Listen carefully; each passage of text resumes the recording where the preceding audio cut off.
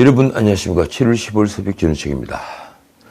지난 수요일 신문에 나온 이 두 종류의 사진, 이 사진들이 많은 생각을 하게 했습니다.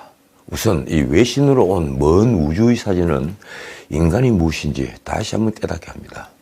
또 한 묶음의 사진이 있죠. 이 통일부가 전주의 의원실을 통해 공개한 10장의 사진은 문재인과 당시 권력을 누렸던 자들의 인성을 의심하게 합니다. 사람이 먼저다라고 외쳤던 좌파들의 인성을 지금 우리는 의심하고 있는 것입니다. 목적을 위해서라면 사람의 목숨도 가벼이 여길 수 있다는 게 좌파의 속성입니까? 아니면 반인권주의자들의 특성인가요? 그들은 국민에게 거짓말을 했습니다. 자, 먼저 제임스 웹. 이 평범한 이름은 지금 지구 궤도에 있는 지구의 눈입니다. 허블을 대체할 이 새로운 눈입니다. 사흘 전 웹의 눈으로 본 사진 넉 장이 처음으로 공개가 됐습니다. 그 중에 한 장의 사진이 유독 눈길을 끌었습니다. 이 사진 속에 별처럼 반짝이는 것은 모두 은하입니다. 캄캄한 곳을 촬영을 하면 그렇게 수많은 은하가 보인다는 겁니다. 적게는 몇천여 개의 별을, 그리고 많게는 그 수조 개의 별을 거느린 은하 말입니다. 그 사진 속 은하들은 46억 광년이나 떨어져서 보석처럼 반짝이며 지금 또 빛의 속도보다 더 빠르게 지구와 멀어지고 있습니다. 말하자면 46억 년 전 이 우주 저 멀리서 출발한 빛이 이제 지구에 도달한 것입니다. 아마 그 은하들은 지금은 60억 광년, 70억 광년 정도로 멀어져 있을 겁니다. 우주는 그만큼 넓습니다. 관측이 가능한 우주 바깥은 또 어떤 모습을 하고 있는 걸까요? 이 밤하늘에 쏟아지는 별밭을 보고 있으면 겸허해지고 모든 걸 용서하게 됩니다. 우리가 사랑하고 미워하고 그리고 갈망하고 분노하는 애정의 모든 것은 이 수조 개의 은하 속, 그리고 그 은하마다 또 있는 수조 개의 별들, 그리고 그 별을 돌고 있는 작은 행성 위에서 벌어지는 일들이 말입니다. 칼 세이건이 있었죠. 이 창백한 푸른 점, 웨일 블루 닷, 창백한 푸른 점에서 칼 세이건은 이렇게 말합니다. 우리가 즐거움과 고통, 확신에 찬 수많은 종교, 이데올로기, 경제이론, 사냥꾼과 약탈자, 영웅과 겁쟁이, 문명의 창조자와 파괴자, 왕과 농부, 서로 사랑하는 연인들, 모든 아버지와 어머니들, 희망에 찬 아이들, 발명가와 개척자, 윤리도덕의 교사들, 부패한 정치가들, 슈퍼스타들, 초인적 지도자, 성자와 죄인 등 인류의 역사에서 그 모든 것의 종합이 여기에 이 태양빛 속에 부유하는 먼지와 같은 작은 천체 위에서 살았던 것이다. 참 놀라운 글입니다. 그 창백한 푸른 점은 보이지에로가 명왕성잎을 지날 때 카메라를 반대로 돌려서 찍은 지구의 모습입니다. 자, 그 다음. 나는 사람을 오래 관찰할수록 내가 키우는 개를 더욱더 사랑하게 된다. 제가 자주 인용하는 말입니다. 블레이즈 파스칼이 한 말입니다. 내가 키우는 개를 더욱더 사랑하게 된다. 이 말은 사람에 대한 실망을 나타낸 말입니다. 아마 실망보다는 분노일 것입니다. 파스칼이 만년에 로얄 수도원에 들어가서 인간에 대해 분노한 것은 무엇 때문일까요? 나는 인간과 개의 가장 큰 차이를 정직함이라고 믿습니다. 그렇습니다. 파스칼이 아니더라도 인간이라면 분노할 수밖에 없는, 그래서 내가 키우는 개를 더욱더 사랑하게 하는 사진 10장이 언론에 공개됐습니다. 지난 사흘 동안 모두 다 함께 분노했을 사진입니다. 다시 한번 정리를 하겠습니다. 문재인 정부 때 2018년 11월 2일 NLL 인근에서, 그 동해 NLL 인근에서 군은 월경에 온 북한 오징어잡이 배와 북한 어민 2명을 납포했다. 북한 어민은 귀순한다고 의사를 밝혔다. 그러나 문재인 정부는 귀순 의사에 진정성이 없다는 이유를 들어 5일 뒤인 11월 7일 전격적으로 판문점을 통해 북송했다. 그들이 동료 16명을 살해하고 탈북한 흉악범이라는 설명이 따라붙었다. 이게 지금까지 팩트입니다. 그 사건은 당시에도 논란을 빚었습니다. 설사 그들이 흉악범이라고 해도 귀순을 표명해온 이상 북으로 강제 송환한다는 것은 반인권적 처사입니다. 게다가 당시에 이 김정은의 답방에 문재인은 총력을 다하고 있었습니다. 문재인 정부가 내세운 건 첫째, 그 두 명의 귀순 의사의 진정성이 없다는 것. 그리고 둘째, 그들은 16명을 살해한 흉악범이라는 것입니다. 그 호리호리한 신체로 말입니다. 당시 보수 쪽 정치인들, 김무성이나 이해운 등이 이런 논리에 동조해서 이 문재인의 북송 결정을 지지한 발언을 한 게 이 사건이 다시 논란이 되자 저는 이틀 동안 연이어 방송을 타더군요. 당시 야당인 국민의힘도 지지를 했다, 이 얘기입니다.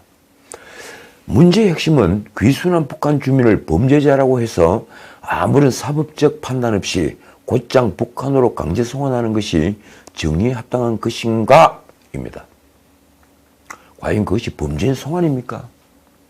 한국일보 보도에 의하면 실제 탈북자 중에는 그동안 살인 등을 저지른 23명의 중범죄자들이 있는데 그들도 지금 대한민국에서 살고 있습니다.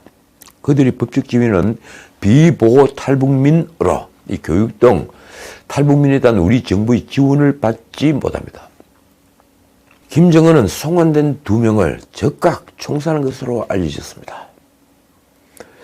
그들이 대한민국에 귀순한 것에 진정성만은 확인된 셈입니다. 만약 그들에게 귀순 진정성이 없었다면 김정은이 굳이 총살까지 하지 않았겠죠. 그들이 동료 16명을 살해한 이유는 끝내 밝혀지지 않았습니다. 살해를 한 것인지도 확인하지 못했습니다. 그 살인 행위의 동기가 무엇인지 혹 정당 방위인지 알지 못한 채 지금 미궁에 빠진 것입니다. 통일부는 2019년 11월 7일 판문점에서 탈북민 2명을 북한으로 송환하던 장면을 촬영했던 사진을 12일 공개했습니다. 다시 한번 정리를 하자면 팩트는 이렇습니다. 정부는 북한 선원 2명이 동료 16명을 살해하고 탈북해서 귀순 의사를 밝혔으나 판문점을 통해 북한으로 추방했다. 공개된 사진은 탈북 어민의 몸부림을 치며 북송을 거부하는 모습이 담겨 있습니다. 신문들은 그 장면을 실은 기사 제목을 이렇게 달았습니다. 이 조항을 봅니다. 질질 끌려 북송된 북한 어민, 납포 때부터 귀순 외쳤다. 다음 조선일보입니다. 판문점 마지막 12분 머리 찍고 피범벅 북한군 보자 자해했다. 다음 동아일보입니다. 분기사 버티는 탈북어민 팔 잡힌 채 북에 끌려가. 그간 이들이 강제 북송되는 과정은 판문점에서 안대가 풀리자 그 자리에 주저앉았다는 전원 형태로만 묘사되어 왔습니다. 모든 일이 비밀리에 진행됐기 때문에 기자들이 현장에 없었던 것입니다. 이틀 전 당시 사진이 공개되자 비로소 언론이 묘사한 강제 북송 장면이 이렇습니다. 강제 북송 당시 귀순 어민들은 군사분계선 부근에서 얼굴을 감싸주거나 맨바닥에 주저앉으면서 거세게 저항했다. 사복 차림의 경찰 특공대원들이 이들이 겨드랑이 사이에 팔을 밀어넣으면서 제압하는 장면도 포착됐다. 한 귀순 어민은 비명을 지르고 스스로 머리를 찌우면서 자해의 얼굴이 피투성이가 되었다. 자발적 북송이 아닌 것이다. 결국 귀순 의사의 진정성이 없다던 이 문재인 청와대의 말은 거짓말로 드러났습니다.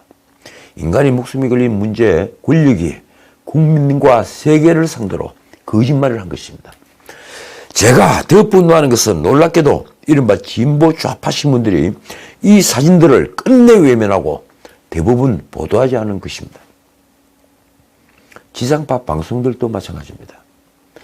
이 사건이 다시 국민적 관심을 끌자 방송은 어줍잖은 이 정치평론가들을 내세워서 이들이 흉악범이며 당시 야당인 국민의힘도 이들이 북송에 반발하지 않았다는 사실을 반복적으로 내보냈습니다.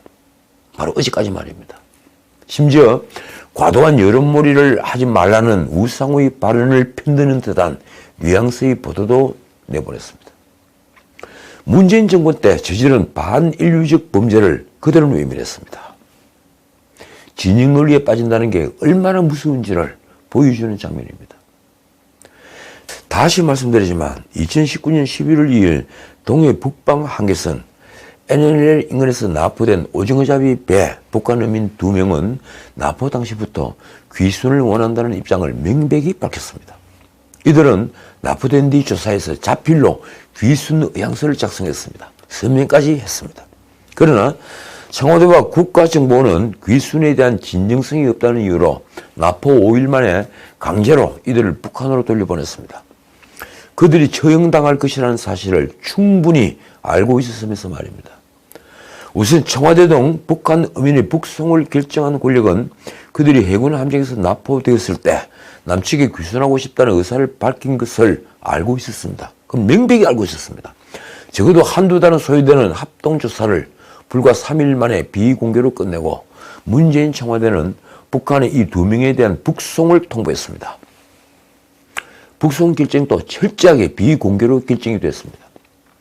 11월 7일 오후 3시 북한 어민 2명은 북한군에 넘겨질 때 그들은 가지 않으려고 극렬하게 저항했습니다. 아까 말씀드린 대로 머리를 찍고 발로 버티었습니다. 그 사진에 여실히 드러납니다. 얼굴은 피범벅이 됐습니다. 그들을 강제로 넘긴 사람들은 적십자 요원이 아닌 경찰 대테러 요원들입니다. 북한 어민들은 경계선에서 당연히 받아야 할 질문, 당신의 자유로 북한에 가는 것인가? 하는 질문조차 받지 못했습니다. 그러니까 강제 북송입니다. 그들은 눈을 가린 채 판문점까지 옮겨졌고 입에 재갈이 물려 그 어떤 말도 하지 못했다고 합니다. 너무나도 반인권적인 강제 북송입니다. 그들은 왜 북송됐을까요? 선으로 생각할 때 이 문재인 청와대의 변명처럼 그들이 정말 16명을 살해한 뒤에 살기 위해서 대한민국의 귀순 의사를 밝힌 것으로 그 귀순 의사의 진정성이 없기 때문일까요? 당시 청와대는 군의 특수정보 SI를 통해 미리 해당 어민들이 흉악범들이고 귀순의 의향이 없다고 판단했다고 합니다. 그러니까 북한군의 대화를 감청을 한 겁니다. 북한 어민들의 강제 북송은 당시 비밀에 붙여졌지만 우연히 기자들에게 포착됐습니다. 이들이 북송이 이루어졌던 2019년 11월 7일 오전에 이 국회 예결 위에 출석했던 김유건 당시 청와대 안보실 1차장의 휴대전화에 수신된 오후에 탈북 어민을 북송한다 하는 문자 메시지가 언론 카메라에 잡힌 것입니다. 그런데 같은 날 국회 외교위 전체회의에 출석한 통일부 장관 김연철은 북한 어민에 대한 북송 과정을 묻는 야당 의원들이 질의를 하자 실제 북송 절차가 이루어지기 전에는 언급할 수 없다며 답변을 회피했습니다. 그러다가 오후 3시가 되고 강제 북송이 이루어진 뒤에야 합동조사 결과 귀순의 진정성이 없다고 판단했다. 이렇게 말하며 북송을 알렸습니다. 당시 김연철은 어민들이 자필로 귀순 의향서를 썼다는 사실까지 시인했습니다. 국가안보실장 정의용은 작년 외교부 장관 인사청문회를 할 때 북한 어민 송환 이유를 이렇게 말했습니다. 그 사람들은 흉악범이었다. 일반 탈북민과 구분돼야 하고 정부가 북송을 결정할 때는 고문방지 협약 등을 모두 검토했다. 고문방지 협약이 그때 왜 나옵니까? 결국 이 사건은 3년이 지나 윤석열 정부가 출범한 뒤에 지난 7월 6일 국정원이 북한 어민의 북송 과정에 관여한 당시 국정원장 서훈을 직권남용과 허위 공문서 작성 혐의로 고발하면서 다시 불거졌습니다. 언론과 정치권에서는 문재인이 김정은의 답방을 성사시키기 위해 강제 북송을 결정했다고 보고 있습니다. 당시 문재인 정부가 김정은에게 답방을 요청하는 신서를 보낼 때 북한 어민을 추방한다는 의사도 함께 진단한 것입니다. 정확히는 이렇습니다. 11월 5일 문재인이 김정은에게 보낸 부산에서 열리는 한 아세안 특별정상회의의 초청장에 어민 북송문을 함께 동봉을 한 것입니다. 말하자면 문재인이 김정은에게 보내는 일종의 선물이었던 것입니다. 그렇지 않습니까? 지금 서훈은 남북관계에 악영향을 미칠 수 있으니 조사는 최대한 빨리 끝내라는 취지의 지시를 내린 혐의로 검찰에 고발이 된 상태입니다. 국정원이 고발했죠. 그는 미국에 관광비자로 출국한 뒤에 돌아오지 않고 있습니다. 서훈을 뒤이어서 김연철도 정의용도 모두 미국으로 출국했습니다. 많은 언론은 당시 강제 북송을 결정한 자는 서훈과 정의용이라고 보도합니다. 서훈이라는 언론도 있고 정의용이라는 언론도 있습니다. 그러나 김정은 초대장에 이 두 명의 어민을 북송하겠다는 통지문을 동봉한 사람은 바로 문재인입니다. 문재인이 최종 결정을 한 겁니다. 그래서 문재인은 이 질문에 답해야 합니다. 청와대 국정상황실장 출신인 민주당 윤건영은 최근까지 이렇게 말합니다.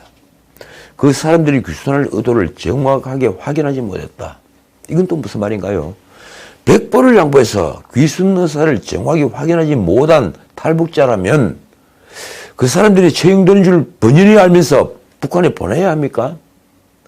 하지만 문재인 청와대 내부적으로는 이들이 귀순 진정성을 파악하고 있었다는 정황들이 계속 드러나고 있습니다. 당시 국가안보실이 이들이 자해할 위험이 있다고 판단했다는 게 대표적입니다. 그 북한 어민들이 북한에 강제 북송된 줄 알면 자해를 할 가능성이 높으니 말입니다. 실제 강제 북송 당일 국방부는 상부로부터 자해 등 우발 상황이 발생할 수 있어 판문점 JSA, 그래 공동경비구역이죠. 이 JSA 대대에서 에스코트해야 한다는 지시를 받았습니다. 근데 그건 유엔사가 거절했더군요. 그래서 이 국방부가 민간인 송환은 불가능하다고 하자 청와대는 경찰 특공대원, 말하자면 대테러 요원 8명을 호송에 동원했습니다. 통상 표류해 온 북한 주민을 호송할 때는 대한적십자사가 인계합니다. 국가정보원은 당시 서훈 국정원장이 합동조사를 서둘러 강제 종료시킨 것으로 파악했습니다. 서훈은 귀순어민 강제 북송 과정에서 허위 공문서를 작성한 혐의도 받고 있습니다. 어떻든 강제 북송을 최종 결정한 사람은 통치권자인 문재인으로 저는 판단합니다.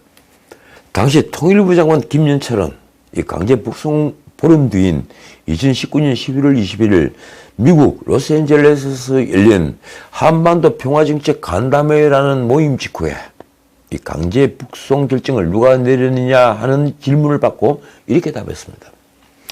당연히 외교안보 쪽의 그런 거는 대통령께 보고하고 대통령이 보고를 받고 하는 것이다. 국민의힘 국가안보문란 태스크포스는 이 문재인이 11월 5일 김정은에게 한 아세안 특별정상회의 초청장을 보내면서 귀순어민 강제 북송 의사도 함께 전했다는 점에 주목하고 있습니다. TF 소속 태영호의 말이 이렇습니다. 문명 국가에서 재판도 없이 사흘 만에 처형을 한 셈이다. 김정은을 모시려 귀순어민을 재물처럼 다룬 것으로 볼 수밖에 없다. 정말 옳은 말입니다. 다시 말씀드리지만 이 일은 문재인이 아니라 정의용이 결정했다 혹은 성훈이 결정했다는 말도 있으나 전부 다 헛소리입니다. 문재인이 최종 결정한 겁니다. 그런데 국가안보실이 작년에 국회에 제출한 문건을 보면 이렇게 되어 있습니다.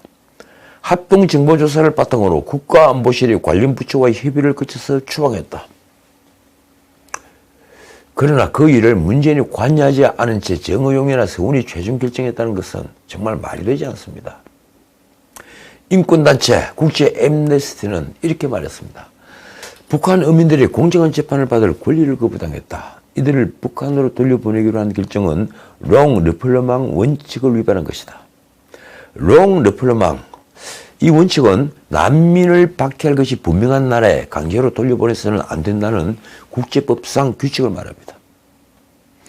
미국 부시센터도 같은 날 보이스 오브 아메리카, 미국의 소리 방송을 통해声明을 냈습니다. 이번 강제 송환은 부도덕하고 비인간적이고 불법이었다. 인간의 기본권 박탈은 부시센터의 원칙과 공약에 위배된다. 미국 의회 내 초당적 기구죠. 톰 렌토스 인권위원회의 크리스 스미스 위원장이 그 스미스 하원 의원이 한 말이 전국을 찔렀습니다. 이렇습니다. 당시 벌어진 일에 충격과 경악을 금치 못했다. 이런 지시를 누가 왜 내렸는지 규명하기 위한 철저한 조사가 필요하다. 자, 오늘은 여기까지입니다. 사실 지난 이틀 가장 큰 뉴스는 한국은행이 기준금리를 0.5%포인트 올린 사상 첫 빅스텝이었습니다. 우리도 빅스텝을 한 겁니다. 빅스텝의 가계이자가 당장 1년에 7조나 늘었습니다. 영끌족은 물론 자영업자들이 눈앞이 캄캄하다는 뉴스가 여기저기 잇따르고 있습니다. 미국은 지난번 0.75%포인트를 올리는 자이언트 스텝에도 물가가 41년 만에 9.1%나 치솟는 인플레이션을 보이고 있습니다. 이런 판에 취업자 증가도 석 달 만에 끊겠다는 뉴스가 또 따라붙었습니다. 그 취업자의 상당수는 노년층입니다. 부동산 시장도 한파가 몰아쳤습니다. 집값은 올라도 문제지만 오른 집값이 급격하게 하락하는 것도 문제는 문제입니다. 이러자 윤석열 정부의 비상에 걸렸습니다. 영끌족을 구하라. 변동금리 주담대를 4%대 고정금리로 바꿔준다는 뉴스가 나왔습니다. 정부가 취약계층 이자부담 완화를 목적으로 125조를 투입한다는 것입니다. 윤석열 대통령이 14일 오전 주재한 제2차 비상경제 민생회의에서 결정한 일입니다. 이 소상공인 대출 만기 연장과 상환 유예 조치를 금융권 자율적으로 재연장하는 방안을 추진합니다. 폐업과 부도 등으로 상환 여력이 없는 차주에 대해서는 30조 원 규모 새 출발 기금을 조성해서 재무 조정에 나섭니다. 그중엔 빚을 내서 내 집을 마련한 서민들의 이자 부담을 경감해주는 방안도 있습니다. 청년을 위한 정책 전세 대출, 그 대상과 한도도 확대가 됩니다. 심지어 주식이나 가상화폐 투자에 실패한 청년들이 재기를 지원하기 위한 채무 조정도 강화한다고 합니다. 모두 다 국민 세금입니다. 아끼고 검소하게 사는 진짜 알뜰한 서민들은 어째 손해를 보는 기분입니다. 지금까지 전원책이었습니다.